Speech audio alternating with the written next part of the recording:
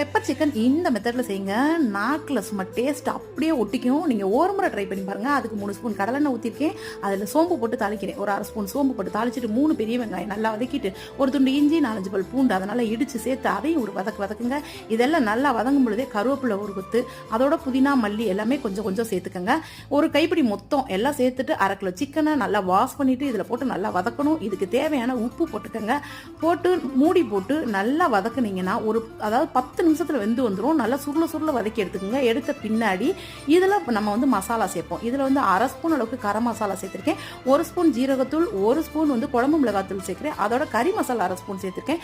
இதுக்கு அடுத்ததான் நம்ம பெப்பர் கடைசியாக இது நல்லா வதங்கி சுருண்டு வரட்டும். அதுக்கப்புறம் இப்போ பெப்பர் சேர்த்துப்போம். இப்போ 1/2 ஸ்பூன் அளவுக்கு நான் பெப்பர் சேர்த்து நல்லா தண்ணி பத்தலைன்னா லைட்டாக தெளிச்சுக்கோங்க. நல்லா வெந்து வந்ததுக்கப்புறம் கருவேப்பிலை மல்லி போட்டு தூவி எடுத்தீங்கன்னா அட்டகாசமான பெப்பர் சிக்கன் ரெடி. இதை சப்பாத்தியோட எல்லாம் அவ்வளோ சூப்பராக இருக்குங்க. ட்ரை பண்ணி பாருங்கள்.